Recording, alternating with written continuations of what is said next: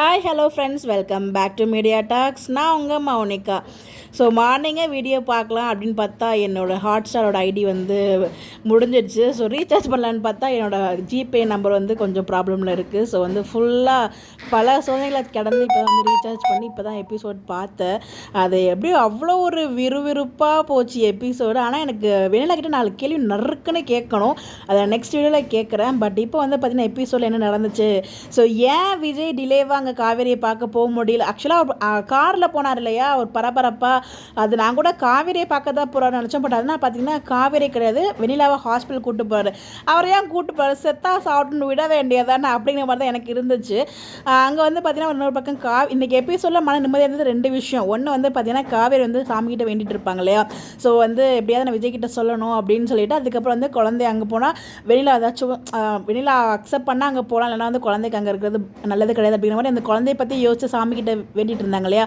அந்த சீன் நல்லா இருந்துச்சு. ஸோ கடைசி வரைக்குமே நம்ம விஜய் பார்த்திங்கன்னா காவேரி காவேரி காவேரின்னு எந்த இடத்துலையுமே விட்டு கொடுக்கல விஜய் காவேரியை. அந்த ஒரு விஷயம் ரொம்பவே ஹாப்பியாக இருந்துச்சு. இதுக்கப்புறம் வெண்ணிலா எப்படி இருந்தால் நமக்கு என்னங்க, அது நெகட்டிவாக இருந்தாலும் ஓவர் நெகட்டிவாக இருந்தால் நமக்கு என்ன. ஸோ ப்ராப்ளமே இல்லை. விஜய் கடைசி வரைக்கும் எனக்கு அவள் தான் முக்கியம், நான் மூவ் ஆன் ஆகிட்டேன் அப்படிங்கிறது ரொம்ப தெளிவாக வெண்ணிலா கிட்ட சொல்லியும் மெயினாக அவ்வளோ கோவப்படுறாங்க. இவங்களாங்க சாஃப்ட் கேரக்டர். ஸோ விஜய்கிட்ட நல்லா ஏமாத்தி இருந்துருப்பாங்க போல். ஸோ அவ்வளோ நல்லவ சாஃப்ட் கேரக்டர், கோவமாக கூட யாரையும் பார்க்க கூட மாட்டா.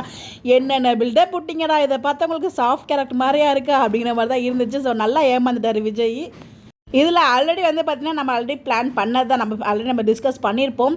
ராகினி கண்டிப்பாக ஏற்றி விடுவாங்க, அங்கே தான் விஷப்பாட்டில் அந்த வீட்லேயே இருக்கே அப்படிங்கிற மாதிரி தான் இருந்துச்சு. அதே மாதிரி எல்லா வேலையுமே கரெக்டாக பார்த்துட்டு இருக்காங்க. ஸோ அது எப்படிங்க பக்கத்துலேயே நிற்கிறாங்களா, ஃபோன் எடுத்து வீடியோ எடுப்பாங்களா, அது அவங்க யாரு கண்ணுலேயும் தெரியாதா, என்னடான்னு நினச்சிட்டு இருக்கீங்களா, பார்த்தா எப்படா தெரியுது உங்களுக்கு அப்படிங்கிற மாதிரி தான் இருந்துச்சு.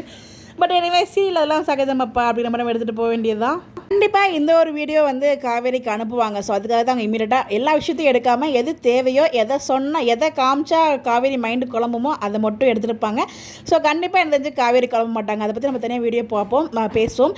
இன்றைக்கி எபிசோடில் ஹைலைட்டான விஷயம், விஜய் எந்த இடத்துலையும் காவேரி விட்டு கொடுக்கல. நம்ம காவேரி வேணுது, அது ரொம்பவே நல்லா இருந்துச்சு. அவ்வளோதான் இன்றைக்கி எபிசோட். பெருசாக வேறு எதுவுமே இல்லை, ஃபுல்லாக வெண்ணிலா தான். பாவங்க விஜய் அந்த வெளியில் போட்டு அந்த டார்ச்சல் பண்ணுறாங்க. ஏமா உனக்குலாம் அறிவே இல்லையாமா அப்படிங்கிற மாதிரி தான் இருந்துச்சு. ஸோ நீங்கள் லவ் பண்ணிங்க தான் ஒரு காலத்தில், எதுக்கு விட்டுட்டு போனீங்க அப்படிங்கிற மாதிரி எனக்குள்ள ஒரு கேள்வி இருந்துச்சு.